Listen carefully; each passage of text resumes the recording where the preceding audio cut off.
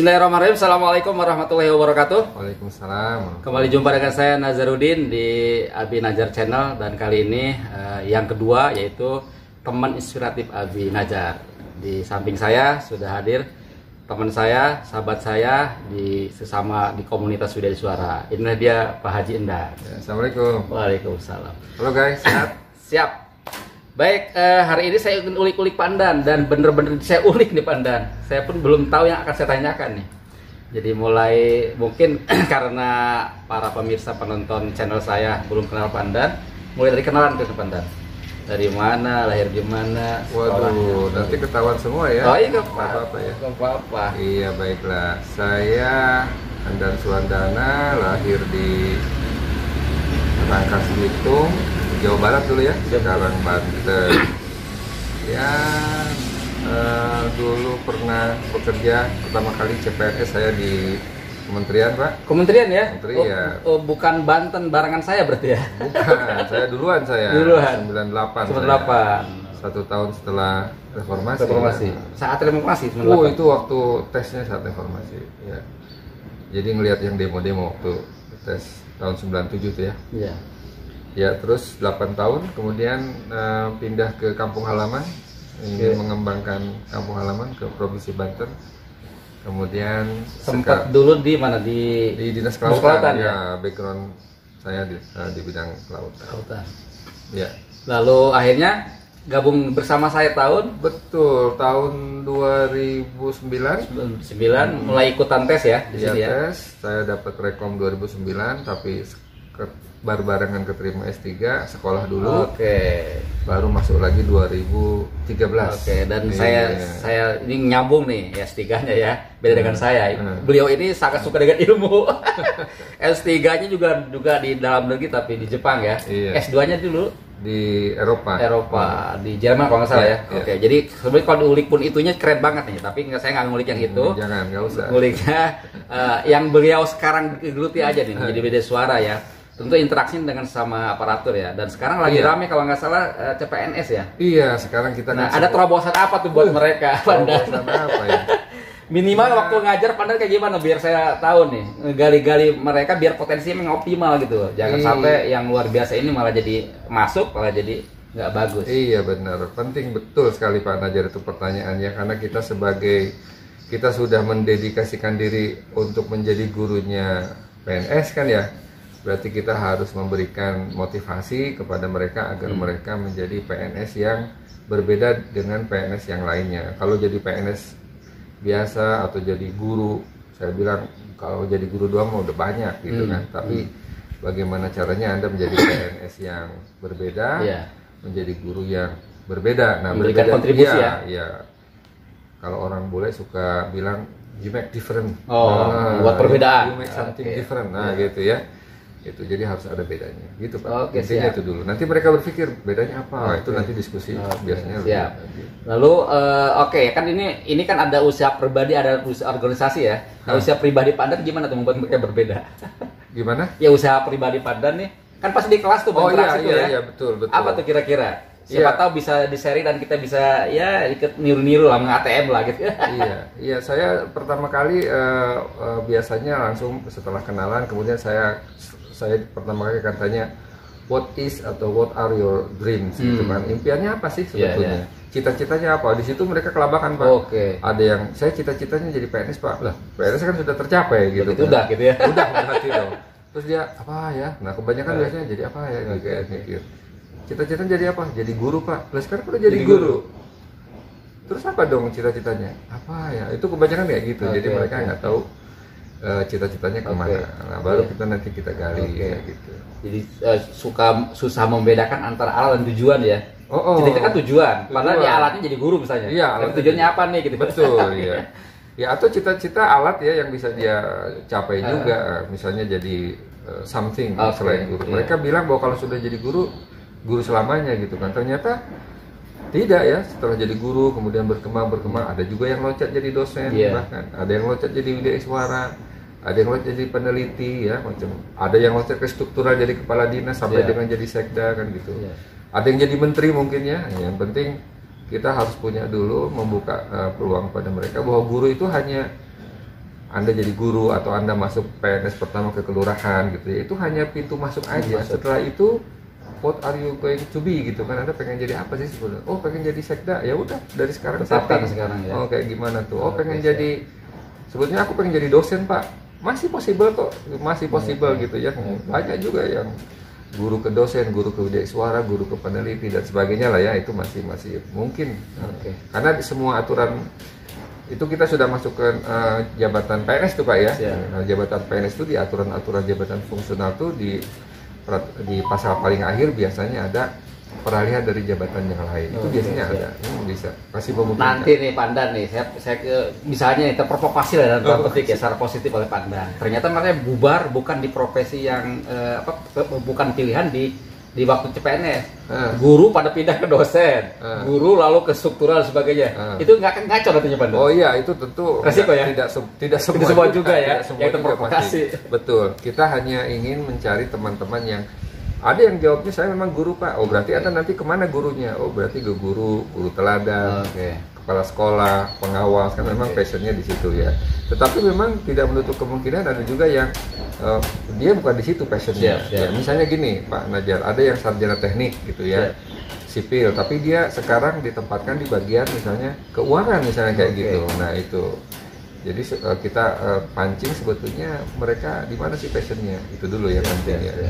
Kalau sarjana sebetulnya saya nggak tepat nih Pak di sini gitu ya. Karena memang bahan bakar itu passion ya. Iya betul. Jadi kalau saya merujuk ke ilmu ada namanya bakatnya, ada passionnya, sumber dayanya. Nah gitu. Nah, kalau ketemu tiga-tiganya bisa nggak butuh profesi itu. Gitu. Bisa jadi saat masuk itu belum gabung tiga-tiganya Pandan ya. Nah bahkan dibuka wawasan oleh Pandan itu bisa jadi hanya aku yang di sini gitu. Aku yang belajar malah. Jadi ada yang udah pas ya passionnya, bagus lah lanjutkan. Syukur-syukur jadi menteri pendidikan gitu kalau guru. Tapi ada yang belum pas, nah ini yang belum pas ini kita gali biasanya. Itu biasanya saya ngajar pertama kali latsar, karena kita ngelihat banyak PNS yang hilang Pak. PNS hilang, banyak PNS yang hilang. PNS hilang itu PNS yang hilang oleh zaman gitu ya, yang dia tidak punya target kemana, dia nggak tahu mau jadi apa. Ngalir begitu aja ya. Begitu absen, kemudian ada yang ngajak, kita ngopi dulu yuk, ngopi dulu ke kantin sampai jam 10, sampai jam 11.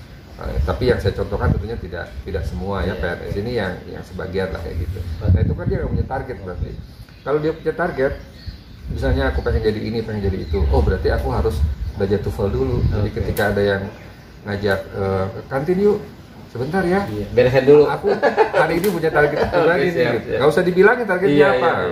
Ternyata belajar TOEFL dan sebagainya, kayak gitulah. Jadi biar punya target. Jadi memang bahasa mengalir kayak air itu suka banyak keluar Pandan. Padahal ada resikonya Pandan tuh.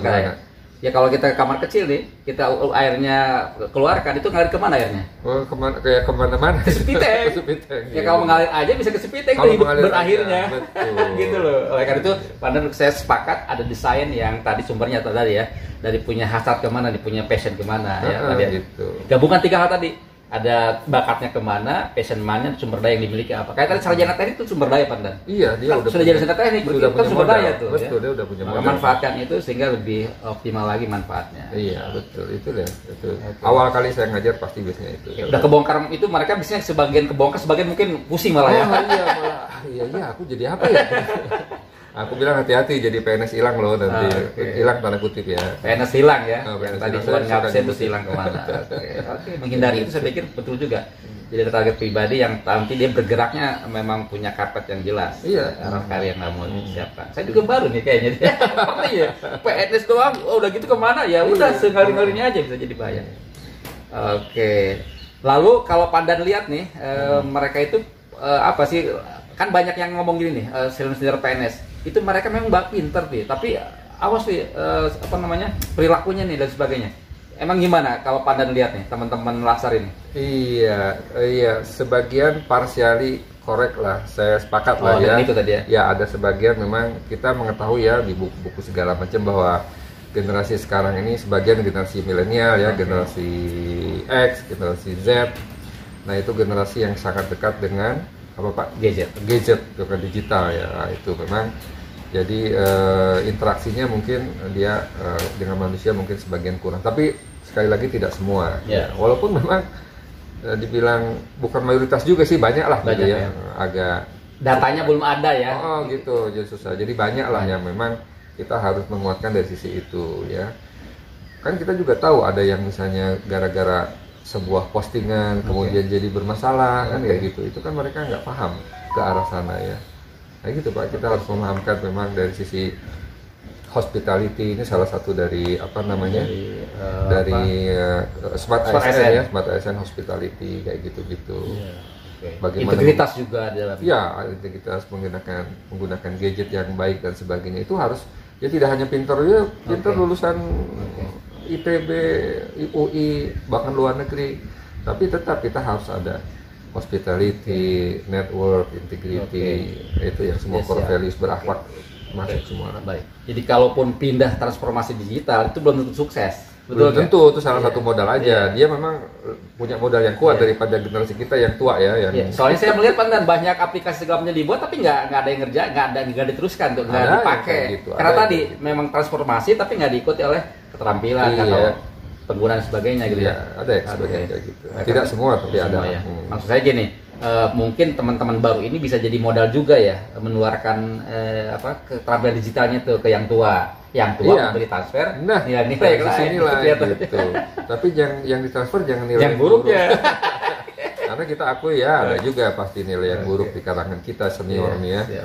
Pasti. Nah itu kita yang ingatkan. Senior itu banyak yang baik tapi ada juga yang nilai-nilai yang harus kita stop lah di situ. Jangan diturunkan ke yang bawah. Iya, kita kan gitu. Baik. Baik, sini sudah lumayan nih, seperempat jam kita ngomong. Ada yang disampaikan terakhir sebelum meninggalkan acara yang fana ini? Ya, kita ngisi Ramadan di hari ke-11 ya? Hari ke-11 dan di jam istirahat di masjid juga. Ya, kalau saya sih menyarankan bahwa teman-teman dalam melaksanakan aktivitas sebagai PNS ya. PNS itu kan adalah sebetulnya PNS itu apa Pak? Pekerjaan lah secara umumnya. Ya, itu kan hanya media aja ya. Media ya. Karena kenapa saya pekerjaan kalau dalam definisi saya kalau profesi itu nggak boleh pensiun Mandan. Oh iya, nggak maksud saya apapun gitu profesi atau ini kan itu media aja. Tujuannya kan bukan itu gitu kan. Maka tujuannya adalah sebetulnya kita adalah tujuannya adalah ke akhirat ya. Pengennya ke surga. Bahasa Islamnya ridho Allah ya. Ridho Allah lah gitu. Menyenangkan Tuhan kita lah gitu ya. Jadi kita sejatinya kan ingin itu ya, ingin menyenangkan Tuhan kita, ridho Allah kalau orang Islam bilang, kemudian akhirnya masuk surga ya. Jadi semua yang kita lakukan di pekerjaan itu sebisa mungkin adalah untuk membuat ridho Tuhan kita gitu. Contohnya gini Pak, saya punya contoh nih ya.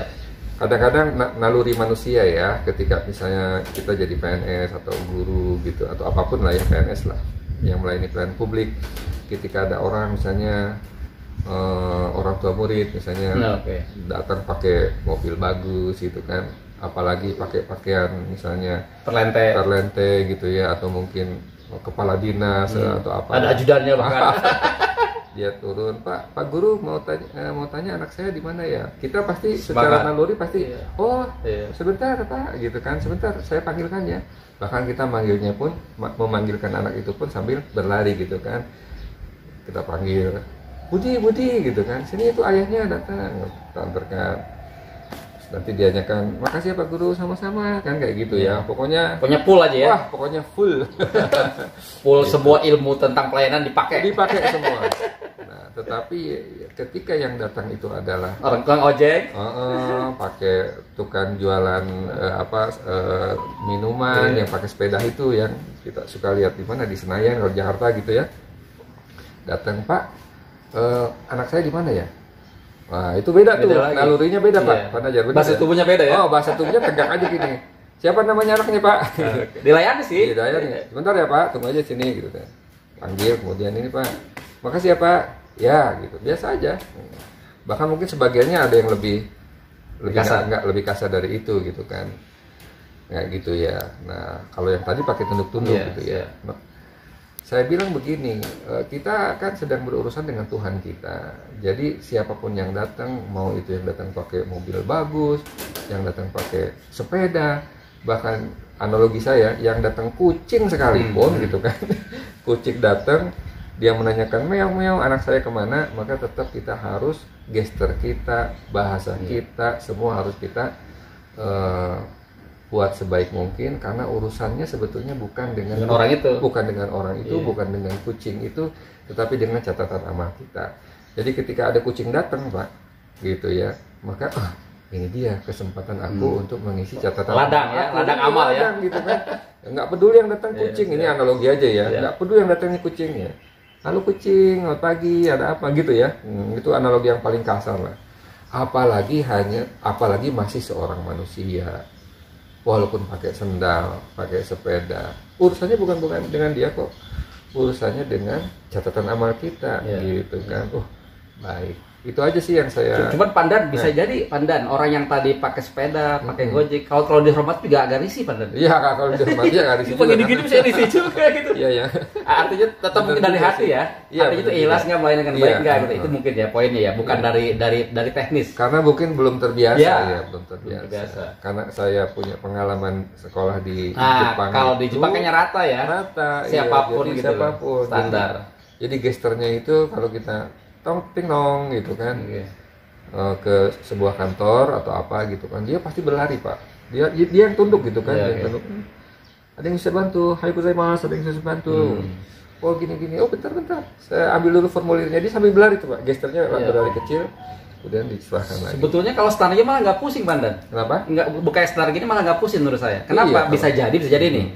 Ada namanya crazy rich gitu, tapi dia sederhana. Nah, bisa gitu. jadi kan? Iya, maka dia kesininya sengaja, bukan sengaja, memang dia maunya gitu sampai kalau pendekkan gitu loh, pakai motor doang. Betul. Padahal itu orang kaya banget gitu, berpengaruh banget gitu. Jadi kan, betul. kalau standarnya sama tadi kayak orang Jepang, enak kan? Semua orang dihormati dengan baik. Semua sama. Oke, saya pikir poinnya di sini ya. Itu. Bahwa tadi kita punya perlakuan yang sama pada orang yang kita layani. Iya. Jangan bedakan. Karena sesungguhnya kita sedang mencatat amal, urusan dengan kita sendiri sebetulnya. Ya? Iya, sebetulnya bukan urusan dengan orang lain sendiri. Apa yang kita lakukan itu yang dapat kita dapatkan, mau baik mau buruk. Ya itu nasihat buat kita juga sih Pak ya. Kita tentu juga. Saja ini omong semua kita. Makanya di rekaman dan tonton lagi nanti. Jangan-jangan omongan kita nih balik pada kita. Iya. Kita harus. Oke, baik. Baik, saya pikir obrolan istirahat ini setelah zuhuran tadi ya cukup banyak dan lain-lain kali kita bisa ngobrol lagi Pandan ya dengan tema-tema yang lain. Ini hanya latsa kita omongkan, ada teman-teman baru yang masuk ke kami menjadi tim kami tentu saja dari pemerintahan, dan inilah beberapa yang dilakukan oleh Pandan sebagai Duta Suara, dan saya pun sepakat beberapa pun saya melakukannya Pandan mungkin dengan cara yang berbeda ya. Jadi ngebongkar mindset mereka bahwa orientasinya bukan hanya sekedar dunia tapi juga bagaimana itu semua bernilai ibadah ridha Allah. Terima kasih, sampai ketemu lagi di teman inspiratif Abi Najar berikutnya. Terima kasih, assalamualaikum warahmatullahi wabarakatuh. Waalaikumsalam.